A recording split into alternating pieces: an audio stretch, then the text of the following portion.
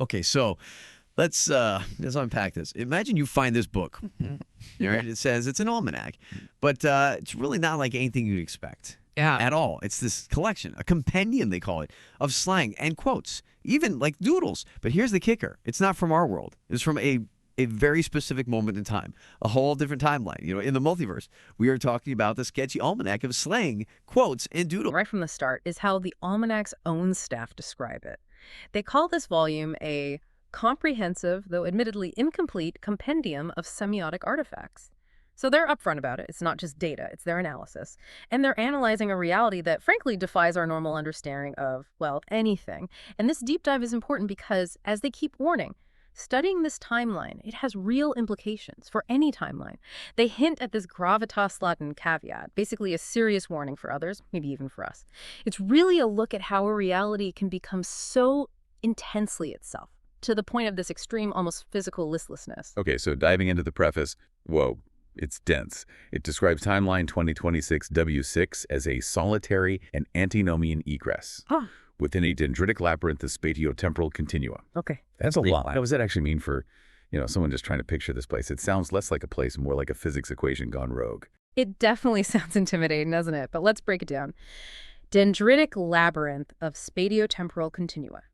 Just think of a huge, endlessly branching tree. Each branch is a different path through space and time, a different timeline, infinite possibilities. Okay, like the multiverse theory, basically. Got it. Exactly. Now, within that massive tree, 2026 W6 is a solitary and antinomian egress. Egress is just an exit or a pathway out. And antinomian means it sort of goes against the rules. It doesn't follow the established order. Yeah. So the core idea, 2026 W6, is this unique, lonely side branch of reality, one that just doesn't play by the same rules as most other timelines. It's kind of inherently rebellious or maybe just broken. Its physics are fundamentally unstable, and they define it fundamentally as a transitory fugue state within the panoply of universal latencies. A fugue state, like amnesia, but for a whole timeline. Sort of. In psychology, yeah, it's a temporary loss of identity, maybe wandering. Applied here, it means 2026 W6 is like this temporary, almost dreamlike, unstable phase. It exists within all the unmanifested possibilities of the universe or the universal latencies, but it's not solid, it's not fixed. And the thing that really makes it weird, perpetual chronocombobulations. Chronocombobulations, that sounds Yes, messy. Exactly. Think chrono for time and combobulation for just utter confusion, disarray. So it's a timeline where time itself is constantly messed up, perpetually discombobulated. Imagine if your own past, present, future were always shuffling around unpredictably. That's their baseline reality. Okay, that sounds impossible. How does anything even work? Cause and effect must be a nightmare. Can you even, plan your day? Well, that's exactly the point the Almanac makes. It explicitly contrasts it with others. It says, while other contiguous timelines cleave to a more obdurate Aristotelian causal nexus. Meaning normal reality, where A leads to B.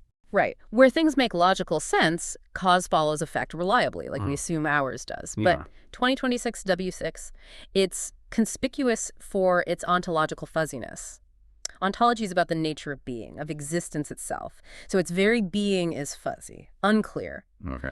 And this fuzziness has a name, mugnum upos, which they define as a perpetual state of liminal fluxations. Liminal means being on a threshold in between states, always transitioning. So mugnum upos is this constant state of flux, always about to become something else, but never quite settling, like trying to live inside a blurry photo that never comes into focus. So it's just fundamentally unstable. Deeply unstable. The implication is huge. They say its causal matrix is as malleable as destabilized Planckian spatium. Planckian spatium, the absolute smallest bits of space and time. Exactly, the very foundation of reality. If that is unstable and malleable, then cause and effect become incredibly fluid. Actions don't reliably lead to outcomes. It's like the basic laws of physics are constantly wobbling. Imagine trying to exist like that. And crucially, this impacts everything, how they perceive things, how they think, and especially how they communicate. Right, that makes sense. If reality itself is that shaky and time's all jumbled, what does that do to language? The Almanac talks about semiotic detritus and sociolinguistic effluvia. Fancy terms. Are they just talking about slang and stuff, or is it deeper? It is slang and quotes and doodles, yes, but the terms signify something much deeper because of the context. Semiotic detritus, think of fragmented signs, leftover symbols, like wreckage. Sociolinguistic effluvia, the outflows, the emissions of their social language, like a byproduct. But these aren't just random bits. They're described as metaphroditic manifestations. It suggests something that's both physical and metaphorical at the same time, born from this fluid reality. And they're ephemeral signifiers, fleeting signs, indicators that pop up and vanish quickly, just like the timeline itself, always shifting, never permanent. So the words themselves are as unstable as the reality. Precisely. Think about it. If your world is constantly changing the words you use, the ideas you form, they'd have to be unstable too, wouldn't they? The Almanac gets really specific here. It says the quotes aren't just like sayings, prelusions. They are echorisms undulating from a noumenal plane where the axiomatics of communication are in a state of incessant post-act chronomorphosis. Okay, whoa, let's break that down. Echorisms, noumenal plane, post-act chronomorphosis. Right, so echorisms, think echoes, reverberations. Not original thoughts, but echoes of something deeper. Noumenal plane, that's from philosophy like Kant. It's a reality beyond our senses, a realm of pure ideas or essences. So these quotes are somehow bubbling up from that deeper layer. And incessant post-act chronomorphosis, that's the really wild part. It means that even after something is said, its meaning continues to change and morph over time. Post-act. Chronomorphosis. Time shape changing. So, you say something, and later it might mean something slightly different, without anyone changing it. Kind of, yeah. Imagine reading a famous quote tomorrow and it subtly feels different. Its meaning has shifted on its own. That's their communication reality. Okay, my brain hurts already. If words are that slippery, how do they even manage, basic conversation? Is it just constant confusion, like talking through a fog that keeps changing shape? It's even stranger, and it seems to be tied to their physical being. The Almanac suggests the population receives tenebrous fluxisms via its very own organimical orifices. Receives obscure flowing things through their body openings. Seriously. Seriously. Tenebrous means dark or obscure. Fluxisms are these shifting phenomena. And organimical orifices implies not just ears and eyes, but maybe pores, maybe something else. A direct bodily absorption of this shifting reality. Wow. So this weird input, combined with the unstable time and reality, leads to what they call a perpetual state of dialectical fluxtractions. Dialectical usually means a back-and-forth exchange of ideas aiming for truth. Fluxtraction seems to blend flux with distraction or maybe attraction, so their conversations are in constant flux, constantly being pulled in different directions, never really landing anywhere solid. Like a conversation that just drifts and dissolves. Exactly. Understanding is always just out of grasp, meaning keeps dissolving. Imagine trying to have a serious discussion where nobody can finish a thought and the topic just evaporates. That's the norm. This is incredibly ambitious for the Almanac's creators, this SQD. I mean, if reality itself resists understanding, how can they possibly hope to, limn and codify the ephemeral? What's the point? That is the core challenge, isn't it? Their stated goal, to limn and codify the ephemeral and to reify the amorphous. Limn is to portray, codify is to systematize, so capture and organize the fleeting. Reify the amorphous means make concrete what is formless. So basically trying to bottle smoke. Or nail Jell-O to the wall. Exactly. That's a good way to put it. They're trying to give structure to something inherently structureless, and they know it's difficult. They describe this almanac itself as but an attenuated residuum. A weakened leftover. Right. A solitary crystalline tessera from a reality that is as thixotropic as a supercooled medium. Okay, thixotropics, supercooled medium, more physics. Yeah, think of something like ketchup or non-drip paint. It seems solid, but flows when you shake it. That's thixotropic. A supercooled medium is like water below freezing that hasn't turned to ice yet. Super unstable, ready to solidify instantly if disturbed. Okay. So the reality is unstable, fluid, but looks solid, on the verge of collapse. Precisely. It's fragile, fluid, yet somehow persists. And the almanac is just one tiny, clear piece of tessera, like a mosaic tile chipped from that weird, unstable hole. It's a hard-won fragment of understanding. And this all loops back to that gravitas Latin caveat, that serious warning. The SaskYD folks seem to believe that understanding 2026 W6, this extreme endpoint of apathy and disengagement, it serves as a warning sign for other timelines, maybe for us, about the dangers of just letting go, of succumbing to unmitigated listlessness, especially when facing, overwhelming complexity or information overload. Okay, this next bit, chapter 1. This is where my mind really started to bend. The meta-weather puzzle box makes this absolutely wild claim that the listlessness, the apathy in 2026 W6, it's not psychological, it's not social, it's an inevitable consequence of their unique meta-weather. I mean, can you imagine that? Your mood, your ability to care, dictated by the weather forecast. Today's outlook, heavy ennui with scattered moments of mild indifference. It's a foundational idea for them, yeah. It reframes apathy completely. It's not a feeling, not a choice. It's a physical force, like atmospheric pressure, but for your mind. And it ties directly back to that magnum opus, that constant state of blurry, shifting reality. That flux is the meta-weather, and it directly causes the listlessness. Apathy is literally in the air. How does that work, though? How can the air make you apathetic? Well, the Almanac explains it through communication breakdown. It says, the prevailing dialectical flashtractions result in a constant state of semiotic instability. Remember those confusing, drifting conversations, that instability in meaning, where a populace's very thoughts are subject to the whim of a probabilistic atmospheric shift. So your thoughts are literally being blown around, like leaves in the wind. Kind of. Imagine trying to build a logical argument when the meaning of your key terms keeps shifting randomly. That's semiotic instability. Words, ideas, they don't hold firm. And if your thinking process itself is constantly disrupted by these atmospheric shifts, it's like trying to think clearly during an earthquake. Sustained concentration becomes almost physically impossible. It's not just being distracted, it's your cognitive function being directly messed with.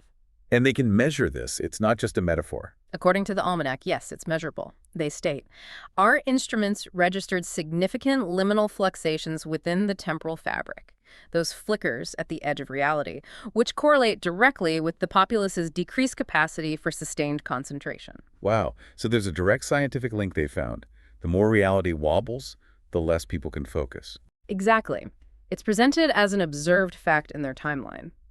The environmental instability literally drains their mental energy. As for resisting it, the text implies it's sort of futile. It's baked into their reality, like trying to swim against a powerful current all the time. You just get exhausted and, well, you floosh. So it is a physical force, then. They're very clear on that. The unique meta-weather of 2026 W6 is not a metaphor. It is a measurable, though currently irreducible force that fundamentally alters the cognitive thermodynamics of a given populace. Cognitive thermodynamics, like the energy cost of thinking. Precisely. It suggests thinking requires energy, like heat in thermodynamics. And this meta-weather acts like a drain on that mental energy.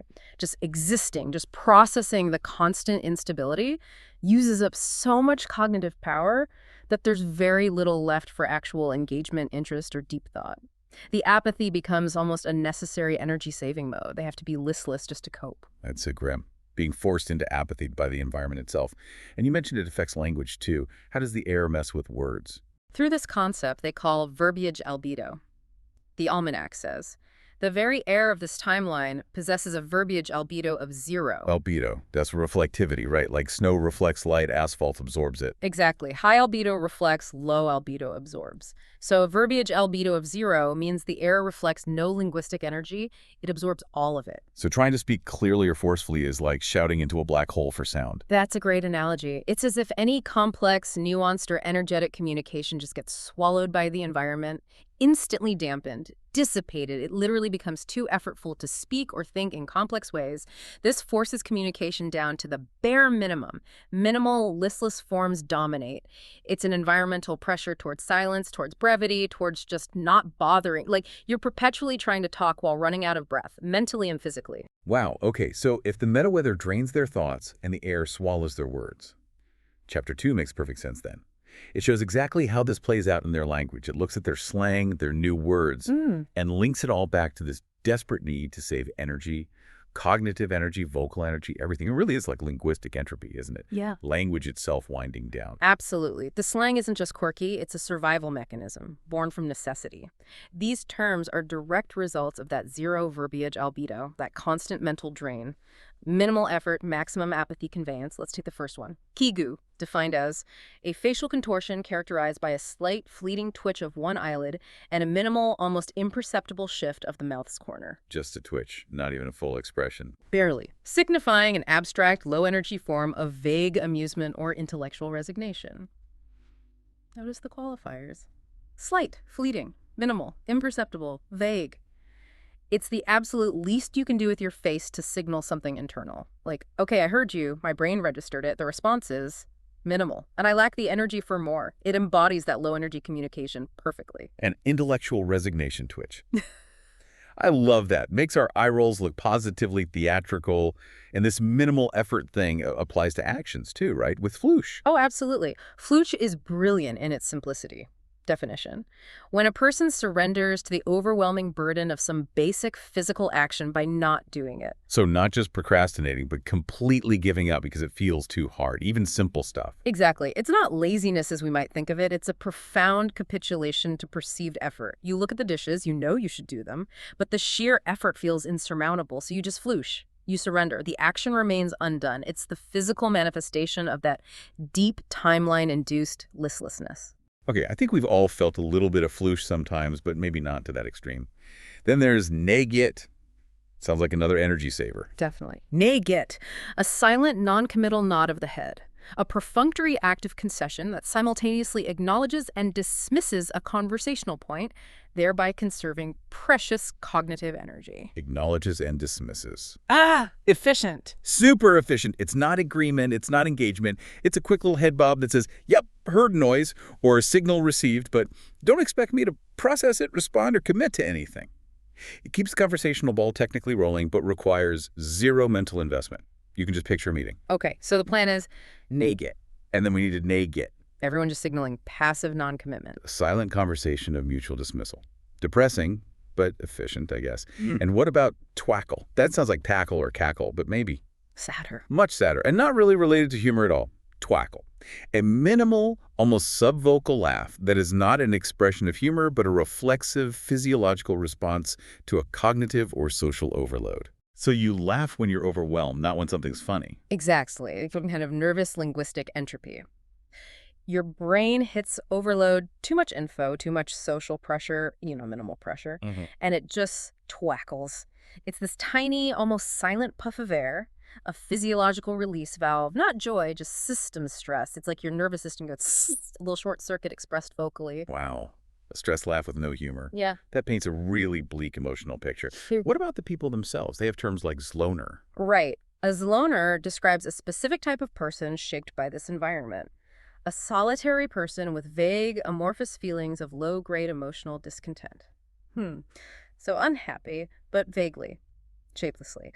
With a listless demeanor that lacks the requisite energy to be categorized as sadness or annoyance. Too tired to even be properly sad or mad. Pretty much. It's just this constant low hum of meh, a dull ache of discontent.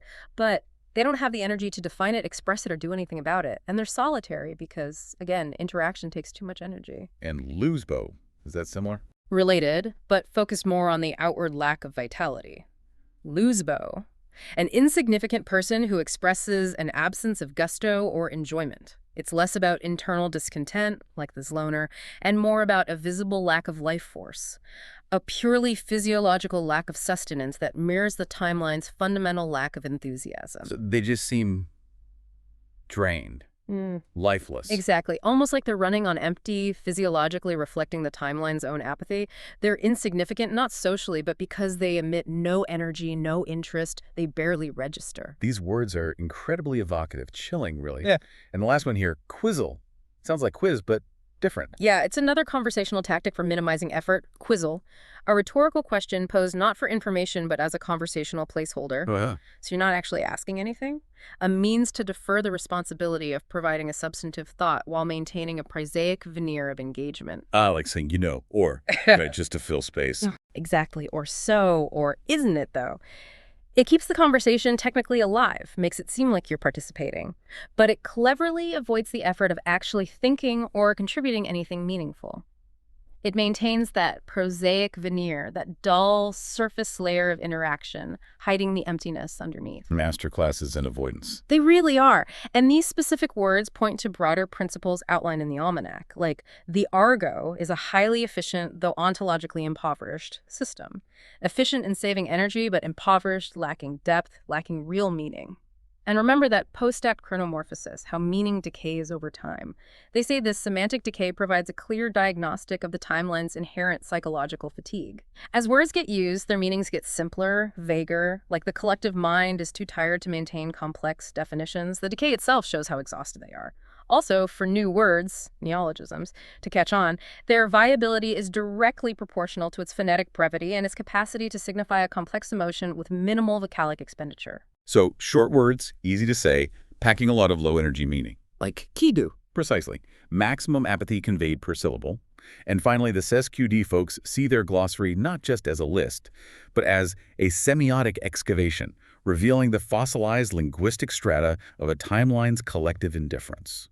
Language as archaeology, digging up the proof of their apathy. Exactly. Every minimal word, every non-committal grunt is a fossil telling the story of their indifference. Okay, so we've got the meta weather, the energy drain, the minimal slang. Now, Chapter 3 moves on to actual quotes, or echorisms as they call them. And somehow these incredibly uninspired sounding phrases are treated as, well, like profound cultural artifacts. I mean, how does "it's better to do nothing than try to understand" become profound? It sounds like something a sullen teenager would say.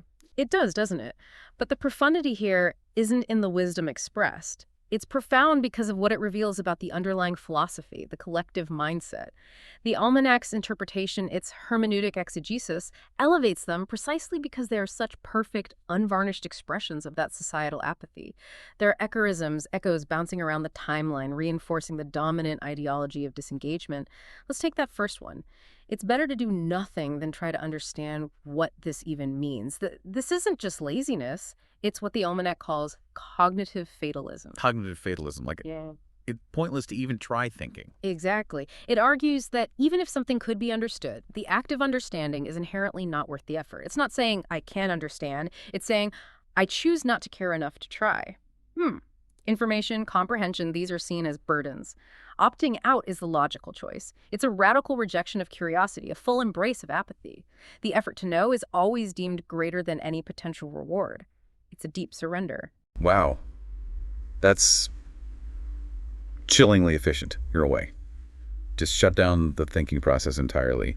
What about the next one? It sounds like a weird logic puzzle. Don't ask what you can't do. Ask what you can't do by not asking. What's that getting at? It is a bit twisty, but it boils down to extreme self-reliance and inaction. It's basically saying, if your goal is to do nothing, don't undermine that goal by expending the effort to ask for help in doing nothing. So, don't bother anyone, even if you need help achieving peak laziness. Precisely. The very act of asking for help requires effort, which defeats the purpose of achieving true, effortless inaction. It reinforces this ideal of solitary apathy. Don't disturb the void, not even to ask how to maintain it better. Okay, that's dedication to doing nothing. I'll give them that. Next. Whatever it is never worth thinking about unless you are thinking about nothing. This feels even more direct. It's incredibly direct. It's basically a command. Empty your mind. Any active thought about anything concrete is pointless. The only worthwhile mental state is thinking about nothing. Complete mental vacancy. It suggests they actively value and strive for this state of profound cognitive inertia. The ultimate achievement isn't insight. It's achieving a perfect, effortless blankness, like meditation aimed at erasing the self entirely. That's a total rejection of everything that makes us conscious. Booking beings. And this last one seems to just pull the rug out from under communication completely. If I said something about something, best to take it as something I never said. Yeah, this one is brutal for meaning, isn't it? It's a direct instruction to retroactively invalidate anything previously stated. Oh, that thing I said yesterday. Yeah, just pretend I never said it. So no accountability. No consistency. None. It's the ultimate escape clause. It weaponizes that post-act chronomorphosis, that shifting meaning we talked about. It allows anyone to simply erase their own words the moment they become inconvenient or require follow-through. It fuels the total lack of commitment and reinforces the fluid, unreliable nature of their reality and their communication. It's maximum linguistic obfuscation. So conversation is just pointless gestures. Largely, yes.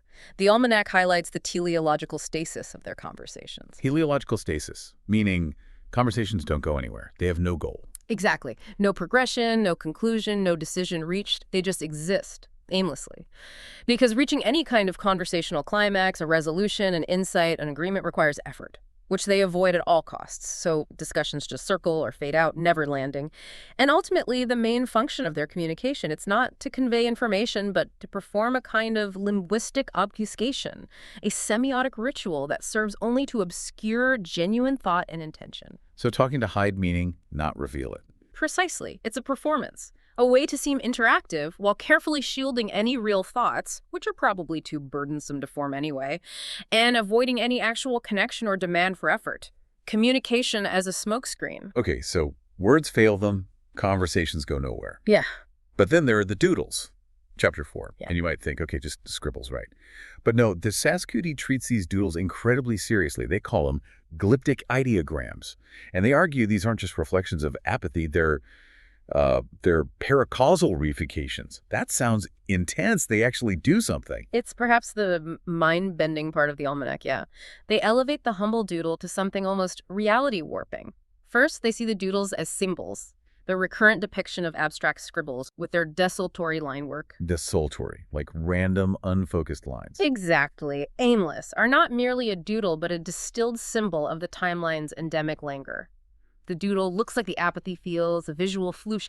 And these glyptic ideograms, these carved symbols, they function as a kind of nonlinear communication. Meaning, not straightforward language. Right. It's a cryptic shorthand, Yeah. a way to express those vague, amorphous concepts when words are too hard, too unstable, or too draining. It bypasses the whole complex structure of language. A direct line from a fuzzy feeling to a fuzzy drawing.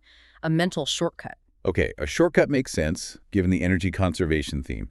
But paracausal reification, how does a doodle change reality? Okay, deep breath for this one. The metaphorditic act, remember, a physical and metaphorical, of rendering an abstract feeling into an abstract doodle operates on a paracausal level. Paracausal, beyond normal cause and effect. Exactly. Collapsing the wave function of potential thought and forcing it into a singular, concrete reality. Okay, collapsing the wave function, like in quantum physics, where observing something makes it real. That's precisely the analogy they're using, applied to thought. An unformed thought or feeling is like that quantum wave function, a cloud of possibilities. The act of drawing it, even as an abstract squiggle, is like an act of observation. It gives that vague potential some form, and by doing so, it collapses the possibilities into one singular, concrete reality. The doodle makes the abstract feeling real within their timeline. Whoa. So drawing your vague anxiety actually makes the anxiety more concrete, more present. That seems to be the implication. The doodle isn't just expressing the feeling, it's subtly manifesting it, solidifying it in their unstable reality. It's a form of low-key, almost unconscious reality shaping, born from listlessness itself. That is profoundly weird, and it makes the doodles really important then. Incredibly important, more reliable than words, according to the Almanac. A doodle is a spontaneous and unmitigated manifestation of subfuddled intent. Subfuddled intent, like confused, unclear intentions. Yeah. And as such, it serves as a more reliable metric of the timeline's disposition than any formal linguistic proclamation. Because words are used to hide things, but a doodle is spontaneous, unfiltered. It's a pure glimpse into their collective psyche, their confused state, than anything they might actually say. So their unconscious scribbles are more truthful than their speech. Wow. What else do the doodles reveal? Something about arrested development. Yes, the style of the doodles is also significant. The pervasive use of fragmented and incomplete forms within the doodle corpus indicates a collective psychological state of arrested development. Their doodles are rarely finished. Lines trail off. Shapes aren't closed. Where the completion of any autistic or conceptual task is deemed energetically unfeasible. Too tired to even finish a squiggle. Apparently, it's a visual representation of the floosh, the inability to follow through. It suggests a society perpetually stuck in beginnings, never reaching conclusions, because completion takes too much energy. And finally, the doodles act as a defense mechanism, a form of conceptual prophylaxis. Prophylaxis, like prevention. Preventing what? Preventing difficult thoughts. Where complex or burdensome thoughts are neutralized and rendered harmless by being translated into simple, inert visual forms. So, a challenging idea pops up. Instead of engaging with it, too much effort, they unconsciously doodle it. The act of turning the complex thought into a simple, meaningless squiggle defangs it, neutralizes it, renders it harmless. Like drawing your problems makes them go away. Or at least makes them feel less threatening, less demanding. The doodle becomes a mental shield, It protects their state of listlessness by visually discarding anything that requires real mental work. It's a fascinating, if bleak, coping mechanism for minds drowning in an unstable reality. #TagsX, the Almanac's deeper structure. You know, for a book about slang and doodles from a timeline defined by apathy, the Almanac itself sounds incredibly rigorous. They even have an appendix with ancillary indices and exegeses, statistical breakdowns, semantic decay rates. They really went deep. Oh, absolutely. The Sickling D doesn't mess around. The appendix isn't just bonus material. It's there to provide, the supporting data, tangential analyses, digging into the noumenal aspects, the deeper essence of the lethargy, the paracausal nature of the listlessness. They've got charts showing how often floosh occurs versus negate, comparative analyses of how quickly words lose meaning in different groups. It's serious stuff. Quantifying apathy. Wild. And the glossary, too. It's not just definitions. They call it a semiotic codification and a microexegesis. Each entry tries to trace the proposed etymological vectors where a word might have come from and its conceptual origin, how the idea itself emerged. It's all part of their complex methodology, their tubdo subwave analytics and pure factions, basically, how they try to extract clear data from this fuzzy reality. The glossary is like a key to their own dense terminology. They even needed a glossary for their own analysis. Pretty much. And the references section backs up the academic rigor. It's a provisional bibliography, including stuff like declassified reports from contiguous timelines and texts from chronosociolinguistics. Chronosociolinguistics, that's a field? Apparently so, in the multiverse. They cite specific scholars. Professor Derek Boogaloo, seriously. Wrote Prolegomena to a Post-Teleological Consciousness, The Metaphysics of Listlessness, or Dr. Duke Zucker on chronomorphosis and the semiogenesis of the apathetic soul, how time shapes their language. Professor Nilo Garkfergels on the verbiage albedo, Professor Nabim O'Tiddles on dialectical fluxtractions, Professor Glabin Grox Plunkett on the end of semiotics. Okay, the names are something else. But it shows this is a serious academic project within their context. Exactly. It grounds the Almanac in a wider field of study, however bizarre it sounds to us. It's not just a joke. It's a meticulous attempt to document a deeply strange and frankly disturbing form of existence. #outro work. Well, that was quite the deep dive into Timeline 2026 W6, a world where apathy is literally in the air, shaped by a kind of meta-weather, where words are energy drains, conversations are meant to obscure, not reveal, and where doodles might actually be shaping reality while also acting as shields against difficult thoughts. Just profoundly strange. Yet the ways they cope, even in their listlessness, are kind of remarkable in a bleak way. It really makes you think, doesn't it, connecting it back to us. In our world, which feels increasingly saturated with information, constant updates, endless complexity, how much energy do we really have left for deep comprehension, for genuine engagement? How often do we find ourselves maybe subconsciously just flishing a task that feels too demanding, or offering a conversational nagit, a nod and smile when we haven't really processed what was said, just to keep things moving? Are there ways our own communication might be drifting towards that kind of linguistic obfuscation, using shorthand, memes, vague language, partly because deep engagement feels too exhausting, or using simple forms, maybe even like doodling or scrolling, as a kind of conceptual prophylaxis to avoid confronting really complex, burdensome thoughts? That's uncomfortable to think about. Maybe, but perhaps that's the value of studying something like 2026 W6, even if it's fictional or from another timeline. That gravitas laudem caveat they mentioned, maybe it is for us, a warning about the subtle, creeping effects of unmitigated listlessness when faced with overwhelming cognitive load. It really pushes you to ask, in our own information-heavy environment, are we still truly thinking, engaging deeply, or are we sometimes just twackling?